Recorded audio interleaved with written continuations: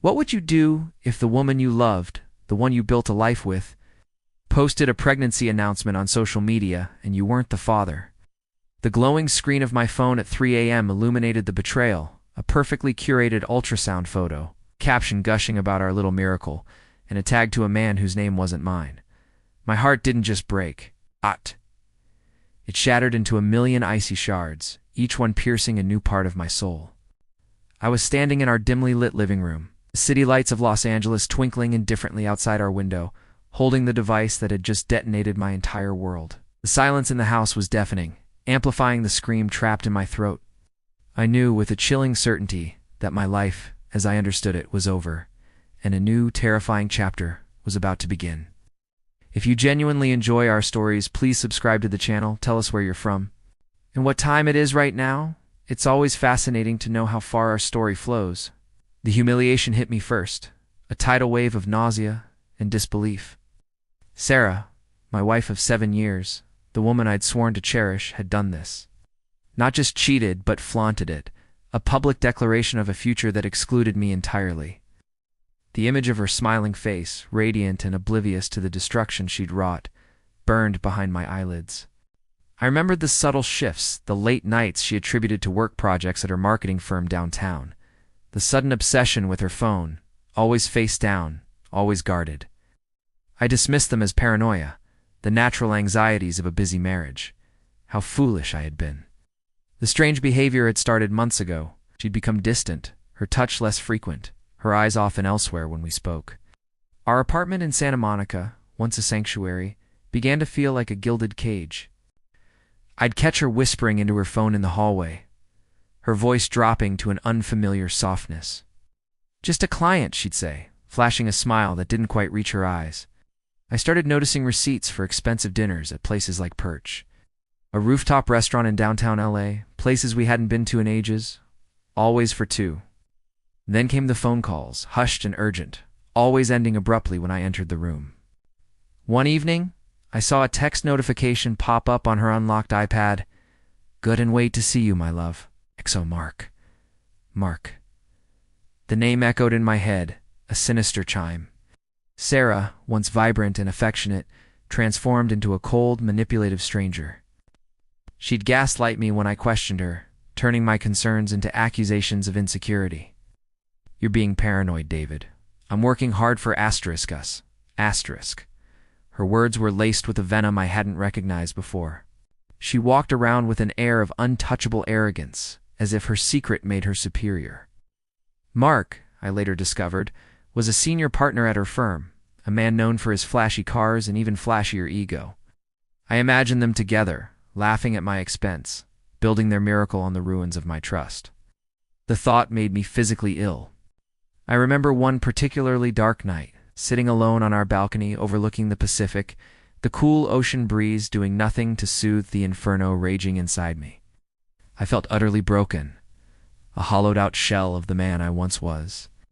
The betrayal had stripped me bare, leaving me with nothing but a searing pain and a desperate need for justice.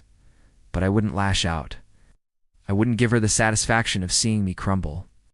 I would be strategic. I would be ruthless. My revenge began quietly, meticulously. I started gathering proof. I hired a private investigator, a discreet woman named Alina, from a firm on Wilshire Boulevard. She provided me with irrefutable evidence. Photos of Sarah and Mark entering and leaving a discreet boutique.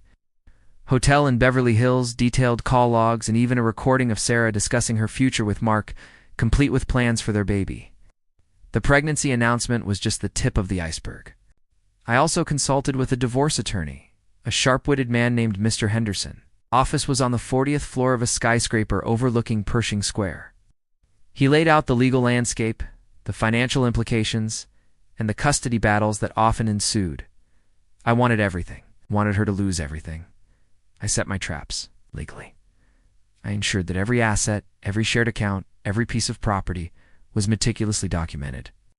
I had Mr. Henderson draft a preemptive filing for divorce, citing adultery and emotional distress, ensuring I had the upper hand. Socially, I began to subtly distance myself from our mutual friends, planting seeds of doubt about Sarah's recent behavior without explicitly revealing the truth.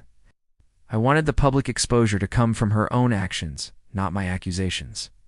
The day of reckoning arrived. It was at a charity gala, a glittering affair at the Biltmore Hotel, an event Sarah had insisted we attend. I was radiant in a sapphire gown, her hand resting protectively over her barely there bump. Mark was there too, hovering nearby, a smug smile playing on his lips. I waited until the speeches were over, until the room was buzzing with conversation, until Sarah was holding court with a group of influential friends, basking in the glow of her impending motherhood. I walked over, a calm I didn't feel radiating from me. "Sarah," I said, my voice low but clear enough to carry to those around us. "I saw your pregnancy announcement. Congratulations." Her smile faltered, a flicker of confusion crossing her face. Then, as the implication dawned on her, her eyes widened, and she went absolutely pale.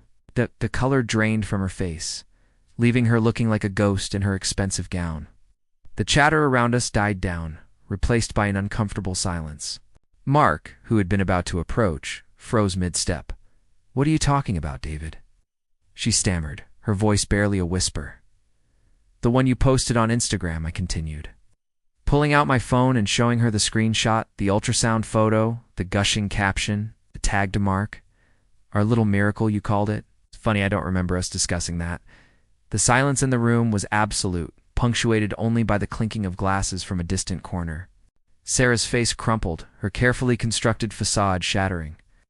Mark, seeing the game was up, made a pathetic attempt to slink away, but I caught his eye. "Don't worry, Mark," I said, a chilling smile on my face. "You'll be hearing from my lawyer soon. We have a lot to discuss about your involvement in this miracle." The fallout was swift and brutal. The divorce papers were served the next morning, complete with Elena's damning evidence. Sarah lost her job at the marketing firm. The scandal was too public, too damaging. Her reputation, once pristine, was in tatters. Our mutual friends, disgusted by her deception, abandoned her. She was left with nothing but the consequences of her choices. A public pariah, her dreams of a perfect life with Mark crumbling around her. The baby, I later learned, was indeed Mark's. He, too, faced professional repercussions and a messy divorce of his own. I saw Sarah once more, months later in a coffee shop on Melrose Avenue. She looked gaunt, her eyes hollow, a shadow of the woman she once was. She didn't see me. I watched her for a moment, then turned and walked away, the quiet satisfaction a cold ember in my chest. The silence of the empty apartment was no longer deafening. It was a quiet, haunting peace. The end.